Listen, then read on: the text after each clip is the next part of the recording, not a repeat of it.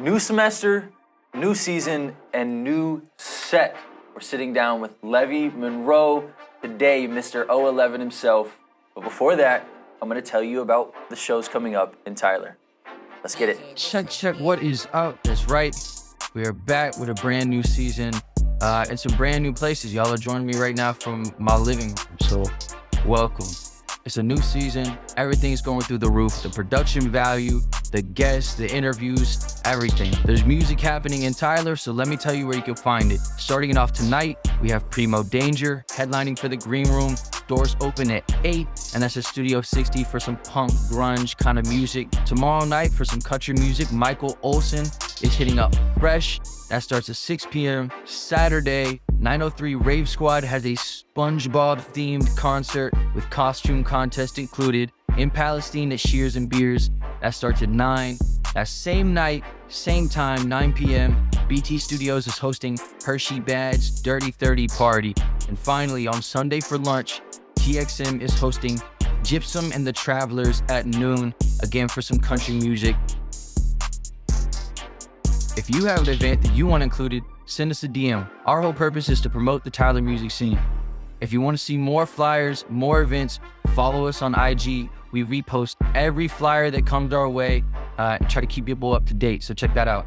Jay-Z, Joan Jett, Johnny Cash, Kanye West, Lana Del Rey, Wu-Tang, Ed Sheeran, Eminem, Slipknot, Shakira, Rage Against the Machine, System of a Down, Red Hot Chili Peppers, Justin Timberlake, Nas, Weezer, Mac Miller, Adele, Black Sabbath, and The Strokes all have one thing in common: this guy, Rick Rubin. Today's episode is about the creative process. You're listening to the Tyler Setlist Podcast, the #1 place for all things Tyler music scene.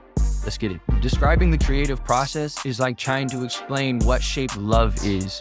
It's so abstract. Rick Rubin is interesting to me because he's had his hand in some of the most influential songs in our generation across so many crazy genres, from Jay-Z's 99 Problems to Red Hot Chili Peppers' Californication. Very few people have had the opportunity to work with so many different creative processes among the people that we consider the greatest of all time. And among those very few influential people, Rick Rubin is held as one of the GOATs. J. Cole is known for his thoughtful penmanship, while Lil Wayne famously doesn't write any lyrics down. Kendrick Lamar will sometimes write a whole song before the beat is made, while Kanye West has found the same success writing the cadence to his raps before he even has the words. Great, that doesn't help me at all. Which way's the right way to do it? Well, here's what Rick Rubin had to say. There are no right answers for anything involved in art. We're all trying experiments to find a way. And even for the things that I work on, I don't have a set way that I do anything. I come to every project blank. I believe we know close to nothing about anything. This episode is for the young artists still trying to pave their way and find their sound. There's no one-size-fits-all process to create good music. And the research for this project, I've looked at everyone from MF Doom and the boom bap sound to country music singer Luke Bryan. The one thing that was constant among hundreds of top chart artists is that they followed where their heart took them. The best creative process is the one that feels right to you. So if you have a creative process and people give you a hard time for it or call you weird, ignore them. And if you're doing something a certain way just because that's the way so-and-so does it, or you think that's how it's supposed to go, but it's not working for you, experiment with it. Change it up. Try branching out and exploring. Music isn't a test.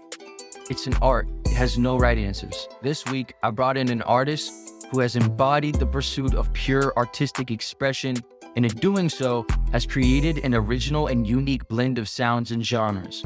His music is immediately recognizable. It has been described before as pure emotion in a bottle. He's a longtime friend of mine, and I picked him for this episode because I have personally witnessed him experiment with dozens of different creative processes to find a sound that he has now. And his name is Levi Monre. Oh, hey guys, I had to pop in real quick, sorry. I'm editing right now, and I just realized I think there's something wrong with the camera I use for this interview with Levi. And you may notice it kind of, for a couple seconds, will fade in and out of focus. Not really sure what's going on with that, but too late to fix it now. So just a little disclaimer. Anyway, see you guys. Check. Welcome, everybody. Welcome. Levi Monre, Leviticus Monre, Mr. Varsity P himself, Olev. Varsity P. What's up, man? Welcome. How you feeling? What's up? This is my first podcast, so I'm feeling like I'm doing new things.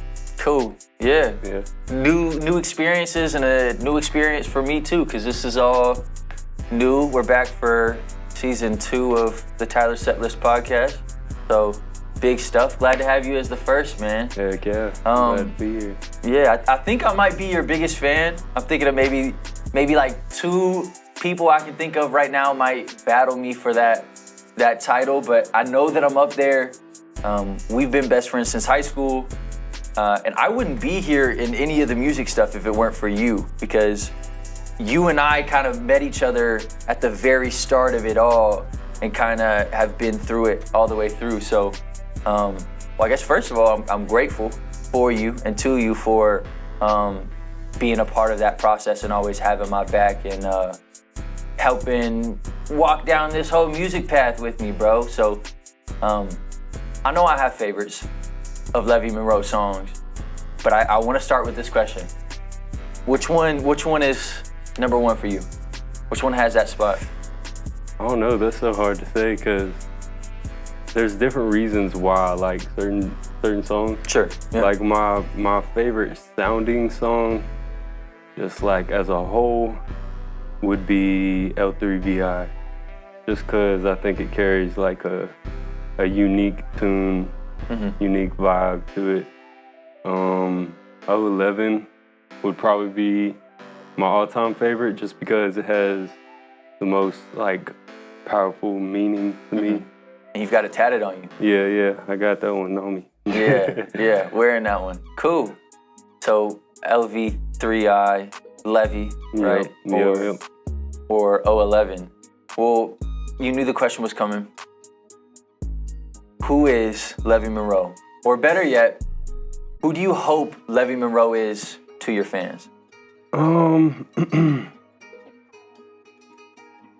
I hope Levi Monre to his fans is someone that people can just relate to and just like cut them on with any feeling based on any emotion that they have. I want them to just pick a song of mine and just let that song help them get through whatever they're going through. Yeah. Is that a focus for you a lot in your music, is emotions? Very. It's just about basically, my music's about a journey of my life that I want other people to use in their life for the better, basically. Cool. Music's very spiritual. Before I release a song, before I record a song, before I write a song, I want to make sure that it's supposed to be out there in the world. Let me ask you this question, and I don't know if I know the answer to this. Do you have a sound? Do you feel like you have a sound? I think I have a sound as of right now. Okay. Can you describe it? What is... Genre is kind of almost a term of the past. Yeah, everything's like mixed together now. But what are the descriptive words for the Levi Monre sound right now, at least? I always say like alternative, hip hop. Of course, alternative because almost everything's alternative nowadays. True. But definitely hip hop. I'm very hip hop influenced my whole life. I started listening to hip hop when I started listening to music, but I also grew up on older music, like such as like the 80s and 80s rock and all kinds of just different variations of stuff. I've always thought that was interesting. You, just in knowing you like equally elevate bands like Def Leppard and artists like Young Thug and Lil Wayne. When you think of those two, places, it's here and here, Right. How does that blend in the middle for your sound? Like, what has that done for your sound? Really, I don't know what it does for my sound. Like, if I'm being honest, I just try to basically. I know this is crazy as an artist, but I think the best music is strictly made off of feeling. So like, when I take influences from artists, I I hardly notice because I'm just letting my like creativity just flow, just whatever. That's why it's sometimes really hard for me to make music, because I try not to stick to like a certain process. I just try to mix it up. It's hard to force. You can't force a feeling. You just have to let it flow. Yeah. No, absolutely. And I've always seen that in your several creative processes. I know it's such a hard question, but who are your GOATs? Who are your greatest of all time? Give me like, I know there's no way to pick like a one, but can you give me like a top 3 to 5? Is Wayne up there? I know he's high for you. Metaphorically, Wayne is up there. Okay, if I name him, I can't put him in any rank. No order. Metaphorically, Wayne is up there. Wayne. That's most appealing in hip hop to me, is just the writing. It used to not be. It used to be like the sound, but now I see like how important the words are in the music. And welcome to the dark side. Yeah. I've always, that was like early on in our career as musicians. I was always about the lyrics and didn't really care anything for melody. Right. And you were obsessed with melody. Mm-hmm. And it's so funny that you say that, because I feel like nowadays I am so much more focused on melody than lyrics. And so somehow we have flip-flops. So that's really funny. We switch places. Yeah. So Wayne is up there. Yeah, Wayne is up there. Who else is up there? Since we're already on hip hop, I'll say Young Thug. Thug, yep, knew that one was there. Young Thug is up there. People just don't understand. The things he does with his voice is like intentional. Like he uses his voice as an instrument basically. And that's what I admire about him the most. Not a diss or anything, but I wouldn't say his is about the lyrics. I'd say his is more about the sound and like the cadence and how he performs, basically. Yeah. So that's 2 from the hip hop. What other genres have some GOATs? I'm trying not to say my favorites because. Why? How are your favorites different from your greatest? I mean, that is true. Yeah. That is true. You named them earlier, Def Leppard. Def Leppard. I think they make some pretty nostalgic music. For sure. It's just a certain feeling. It just kind of relaxes. They got a song called Hysteria, and every time that song is played, it just puts me like almost in a trance of just like peace, and it's just got like some kind of vibe to it. Some kind of vibration. Sweet. Now, when we talk about your favorites, how much do you think about their creative process when you are thinking about your own? Like, do you think about how, for example, like famously Lil Wayne doesn't write his lyrics, right? Right. He does it all in his head. And do you think about like, I wonder what kind of style Young Thug does, and like maybe try that, or does it influence you at all? I think everybody creates music differently, and everybody has their own like methods. Like you mentioned, Wayne, that's a really cool method. You're not writing it down and reviewing it and thinking about like, oh, this is better than this. You're actually just letting words flow from your mouth, and sometimes that's the best things. Like I said earlier about, it's about feeling. So sometimes that can be the best way for me. I noticed that I try that a lot. Some of my best songs, in my opinion, were from just jumping right into it and then filling the rest with how I felt through the whole thing. Well, your favorite song included in Present Company, L3. Yeah, that was one of the. Yeah, I was there for that. Now I was napping in and out for that, but that was. I remember we were in the Shack studio, and you. Was that your first time that you tried that method of, what was that, punching in, or did you just freestyle? I think you were like Both. punching. Yeah, It you were was doing a little bit of both. Yeah. Well, I started the chorus, the me, myself, and I. Yeah. That was just a freestyle, and then the rest I just kind of like filled it in with however I was feeling in that moment.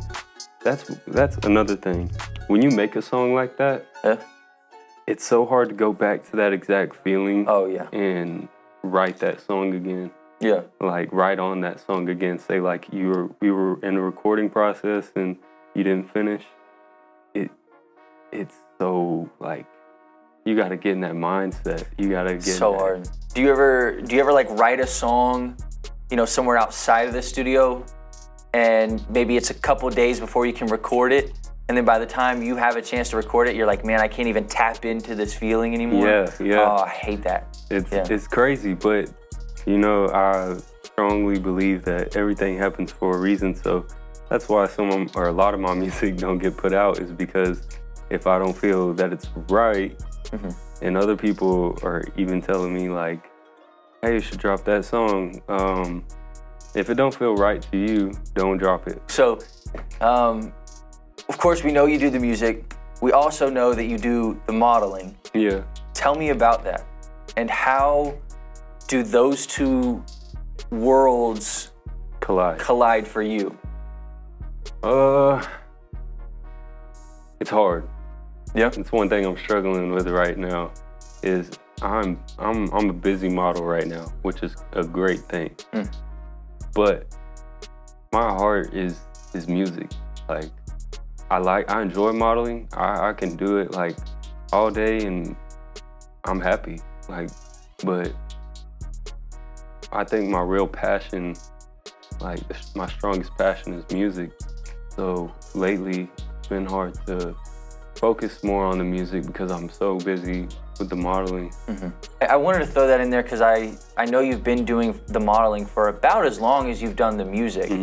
And I've always heard you talk about figuring out how those two play within each other, and was just curious of kind of where your head is at with that now. Right. One thing I find unique is, can't say it's exactly like the music industry, but it's kind of giving me a vision for how the music industry worked. Like, cause I was doing more modeling before music, and I feel like a lot of industries have a lot of similarities like that, like especially entertainment.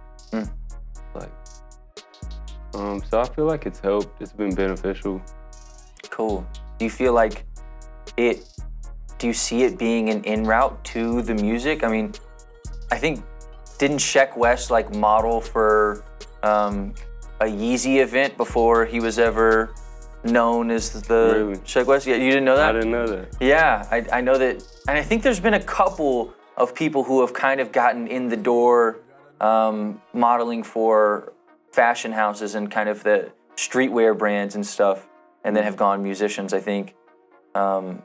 So have you considered it going that route? I think it's definitely possible. For instance, I had a casting for a runway event in Miami. I didn't get it. I was submitted for it, but that was the exact same runway that Kanye and Pharrell were sitting like front row to. And I was just like, dang. That'd have been crazy. So I definitely think it can open doors. I'm just here for the ride. Like, whatever pops off, whatever doesn't, like, just. All right, cool. Well, I'll stick to today's episode is about the creative process. Okay. So the reason I wanted you for this episode is because I know you have had so many ever-evolving creative processes through your music career. My favorite being the car. Can you tell us about the car and then explain to me, I never understood, why did it work? The car was great because the car is great. The car is great. So what was so crazy about what you did? in the Texas heat. Yeah. You would spend hours in your car with no AC, just sweating. Yeah. Or with the car off, just.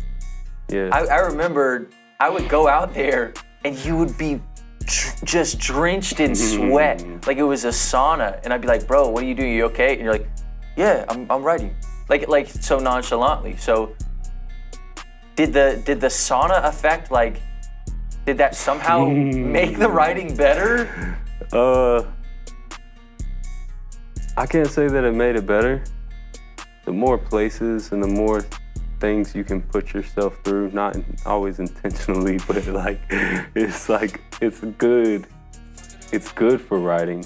Yeah. Say you're going to the same spot every time and just like, you're not really experiencing things, and that's not gonna help your writing. It'll just stay like in the same spot. But one thing about the car is it's so like, you're confined. Like, there's nobody around you. You're just to yourself. When it's quiet, I know this is dumb, but when the AC's off and your car is off and everything, when it's just quiet, that is really when you can hear how you're feeling. Like, that is when your thoughts just take over. And that's what you want for your writing. You want to hear like every thought and just focus in. And the car just makes it a whole lot easier to do that. Is that a need for you, that sense of feeling like isolated and alone and kind of closed off in your own little sanctuary? Is that a need for your process? Yeah. Like, that's most important, I would say, for me. Yeah. To start my writing is being completely alone, no distractions. And I don't know if that's because of my ADD or what. Like, I don't know. I just prefer to be alone. Like, I can write, for instance, at BT Studio. Shout out BT. When we started going over there, and we would all write on something together and just collab. So I know you started as a beat maker. Yeah. Like, when I first met you, it was because our friend Big Fella was like, hey, you gotta meet this other dude that we were in high school, and you gotta meet this dude, he makes beats. So you've done some of that. I know you don't really do too much of it anymore, but you've done a ton of audio engineering. Still do that, right? Oh yeah. Is that creative process different, or is it still just very inspired by feeling and just kind of tapping into your emotions and trying to feed off of that? The audio engineering, I'd say, is a different kind of art. Like what you hear, of course. What you hear. Yeah. Anyways. And you have a natural ear for it too. Yeah. I've been told that by you multiple times, but I don't know how to describe it really. I'm just in love with the mixing. I don't know what it is about it. What advice do you have to young artists who are just trying to figure out their creative process? Isolation. Yeah, just isolate yourself. Isolate yourself, but of course, not all the time, not too much. But isolate yourself for what reason? Isolate yourself to be still and listen to what your emotions are. Yeah. Be still and listen to how you are actually feeling and share it. So, tell us, what's next for Levi Monre? Levi Monre kind of took a big break. Levi is still in there. Yeah? Yeah. Peyton is here today talking about Levi. But Levi's gonna make a return. So is that you saying that there's a song coming out soon? Yeah. Yeah? Yeah. When? Possibly on one of Levi's favorite numbers. Yeah? And one of Levi's favorite months. Favorite month, favorite number. Yeah. So if people can figure that out, then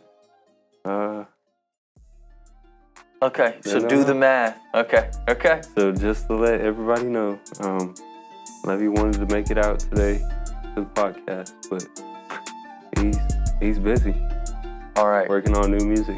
Well, thank you. Great. That's good to hear. Yeah. Well, thank you, Peyton, for coming here on Levy's behalf.